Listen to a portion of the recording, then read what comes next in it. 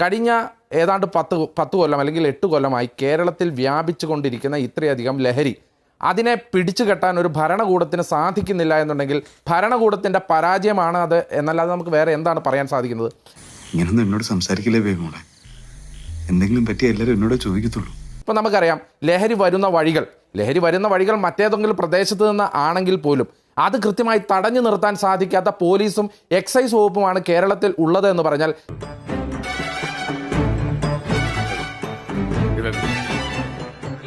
ഭരണകൂടത്തിന്റെ പരാജയമാണ് ഇത്രയധികം ലഹരി വ്യാപനം ഉണ്ടായത് എന്നുള്ള കാര്യത്തിൽ യാതൊരു സംശയവും വേണ്ട. LDF വന്നാൽ മദ്യവർജനത്തിന് ജനകീയ പ്രസ്ഥാനം ആരംഭിക്കും. മദ്യത്തിന്റെ ഉപയോഗവും ലഭ്യതയും കുറയ്ക്കാൻ കർശനമായ നടപടികൾ എടുക്കും.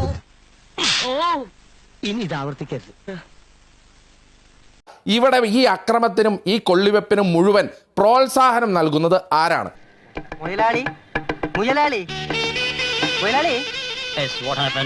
നമുക്കറിയാം TP ചന്ദ്രശേഖരൻ വധക്കേസിലെ പ്രധാനപ്പെട്ട പ്രതിയായ കിർമാണി മനോജ്.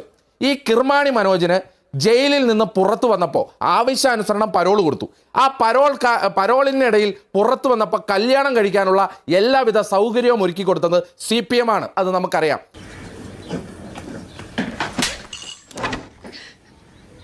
ഈ കിർമാണി മനോജ് ഒരു ലഹരി പാർട്ടിയിൽ പങ്കെടുത്തതിന് അയാളെ പിടികൂടി.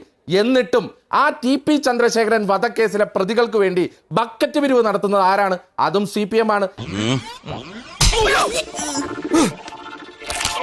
ഇനി ഇവിടെ ഷുഹൈബിന്റെ വധക്കേസിലെ 2ാം പ്രതിയായ ദീപ് ചന്ദ് ഇപ്പോഴും ഷുഹൈബ് വധക്കേസിൽ പാർട്ടി പണപ്പിരിവ് നടത്തിക്കൊണ്ടിരിക്കുകയാണ്. ആ പിരിവ് ആ ബക്കറ്റ് പിരിവ് ആ 100-ന്റെയും 500-ന്റെയും നോട്ടുകളൊക്കെ മാറ്റി വെച്ചിട്ട് 2000-ന്റെ ഒരു 5-6 നോട്ടൊക്കെ ഇങ്ങോട്ട് പിരിവായിട്ട് ഇടടേ.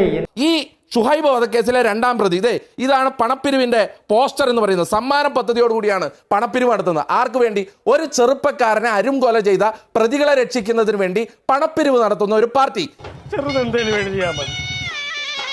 വേണ്ട, 1000 ഒന്നും എഴുതണ്ട, പുള്ളിയെ കൊണ്ട് താങ്ങയില്ല. 500 മതി. 500 ഇല്ല, 500 കൂടുതൽ ഞാൻ മേടിക്കല്ല. നിർബന്ധിക്കരുത്, 500 കൂടുതൽ മേടിക്കല്ല. പ്രായത്തെങ്കിലും ബഹുമാനിച്ചിട്ട് പറയണ. പെൻഷൻ കിട്ടുന്ന 2ാം തീയതി അല്ലേ? ജെയ്കെ മാർക്കോസ് സിനിമയേക്കാൾ കേരളത്തിൽ അതിവ്യാപകമായി പ്രചരിക്കുന്നത് ഈ റൗഡികളുടെ ഇല്ലെങ്കിൽ ഈ പെരും ഗുണ്ടകളുടെ റീൽസ് ആണ്. എന്റെ ഡാഡി 30 സെക്കൻഡ് റീൽസ്. ഈ ആകാശ് തിലങ്കേരി എന്ന് പറയുന്ന ആ പരനാറി അവൻ ഈ കേരളത്തിൽ റീൽസ് എടുത്ത് പ്രചരിപ്പിക്കുമ്പോൾ അതിന്റെ അടിയിൽ വന്ന് കമന്റ് ചെയ്യുന്നത് ജയ്ക്ക് ഇപ്പൊ ഇത്രയും നേരം പാടി പുകഴ്ത്തിയ DYFIക്കാരാണ്. അതെ, ചങ്ക് സഖാവ് എന്ന് പറഞ്ഞ് ആ റീൽസിന് തമ്പിട്ട് ഷെയർ ചെയ്യാൻ പോകുന്നത് നിങ്ങളാണെങ്കിൽ നിങ്ങൾ ഈ കേരളത്തിന് കൊടുക്കുന്ന മെസ്സേജ് എന്താണ്? LDF വരും, എല്ലാം ശരിയാകും. ഒരു MLA-യുടെ മകനെ കഞ്ചാവ് കേസിൽ പ്രതിയാക്കുമ്പോൾ എക്സൈസ് ഡെപ്യൂട്ടി കമ്മീഷണറുടെ സ്ഥാനചലനം ഉണ്ടാവുമെങ്കിൽ ഈ സർക്കാർ സമൂഹത്തിന് നൽകുന്ന മെസ്സേജ് എന്താണ്? നീ എന്ത് തേങ്ങയാടി പറയുന്നേ? എനിക്കൊന്നും മനസ്സിലാവുന്നില്ലല്ലോ. പത്തനംതിട്ട ജില്ലയിൽ നിന്ന് ശരൺ ചന്ദ്രൻ എന്ന് പറയുന്ന ഒരു BJP-കാരൻ CPM-ൽ വന്നു. അവനെ മാലയിട്ട് സ്വീകരിക്കുന്നത് ജില്ലാ സെക്രട്ടറി കാപ്പ കേസ് പ്രതിയാണ്. നീ എനിക്ക് വാദിയാണ്. അയ്യോ വേണ്ട, ഞാൻ പഴയ പണി ചെയ്തോളാം. ഞാനും തൂർക്ക് പുതുസ്. ഇയാൾ CPM-ൽ വന്നതിന്റെ 3ാം ദിവസമാണ് പത്തനംതിട്ട ടൗണിൽ വെച്ച് വലിയ കൊടുവാളെടുത്ത് ഇയാൾ കാപ്പ കേസ് പ്രതിയുടെ ബർത്ത്ഡേ ആഘോഷിക്കുകയാണ്. ആ പത്തനംതിട്ട ജില്ലയിലെ പ്രധാനപ്പെട്ട ഗുണ്ടകൾ എല്ലാം ചേർന്നുകൊണ്ട് ആ കാപ്പ കേസ് പ്രതിയെ പോലും മാലയിട്ട് സ്വീകരിച്ച് പൊതുസമൂഹത്തിന്റെ മുമ്പിൽ കൊണ്ടുവരുമ്പോ ഈ CPM കൊടുക്കുന്ന മെസ്സേജ് എന്താണ്? എന്തിനു വെറുതെ അത്തരം പ്രയോഗങ്ങൾ നടത്തുന്നു? ജയിൽ ചട്ടം ലംഘിച്ചതിന് 3 തവണ ജയിൽ മാറ്റത്തിന് വിധേയമായി. ഇപ്പോൾ ഈ കഴിഞ്ഞ ദിവസം ഒരു സഹതടവുകാരിയെ മർദ്ദിച്ച കേസിലെ പ്രതിയായ വ്യക്തിക്ക് കേരളത്തിലെ മന്ത്രിസഭ കൂടി 2 മന്ത്രിമാരുടെ പിൻബലത്തിൽ ഗണേഷ് കുമാറിന്റെയും സജി ചെറിയാന്റെയും ഇവരുടെ 2 പേരുടെ പിൻബലത്തിൽ ശിക്ഷാ ഇളവ് കൊടുക്കുകയാണ്. അപ്പോൾ ഈ CPM-ഉം ഈ ഭരണകൂടവും കൊടുക്കുന്ന മെസ്സേജ് എന്താണ്? ഇവിടെ ആവശ്യാനുസരണം പരോള്. വധശിക്ഷയ്ക്ക് വിധിക്കപ്പെട്ട പ്രതികൾ പോകുമ്പോ ഇൻക്ലാബ് സിന്ദാബാദ് വിളിച്ച് അവരെ ജയിലിലേക്ക് പറഞ്ഞയക്കുന്നു. അതാണ് പാർട്ടിയുടെ പ്രഖ്യാപിത നയം.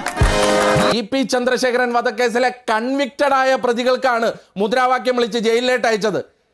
കൃപേഷ് ശരത്ലാൽ കേസിലെ കൺവിക്റ്റഡ് ആയ പ്രതികളെ രക്ഷപ്പെടുത്താൻ വേണ്ടിയാണ് പാർട്ടി പണപ്പിരിവ് നടത്തിയത്. തുടങ്ങിയിട്ടേ ഉള്ളൂ. കുറച്ചു കാലം മുമ്പ് ഒരുത്തനെ തല്ലിക്കൊന്ന് ഏലക്കാട്ടിൽ കുഴിച്ചിട്ടിട്ടുണ്ട്. വേറൊരുത്തനെ ഡാമിലെ ചെമ്പല്ലികൾക്കും വാളകൾക്കും തിന്നാൻ കൊടുത്തു. ഇന്നലെ ഒരുത്തനെ പൂച്ചക്കുഞ്ഞിനെ പോലെ തൂക്കിയെടുത്ത് ആറ്റിലിറങ്ങി. അപ്പോൾ കൺവിക്റ്റഡ് ആയിട്ടുള്ള ഏത് കേസിലെ ഏത് പ്രതിയെയാണ് ഞങ്ങൾ സംരക്ഷിച്ചതോ അല്ലെങ്കിൽ ഞങ്ങൾ ഇവിടെ പ്രോത്സാഹിപ്പിച്ചതായി നിങ്ങൾക്ക് ചൂണ്ടിക്കാണിക്കാൻ സാധിക്കുന്നത്? നിങ്ങൾ പറഞ്ഞോളൂ.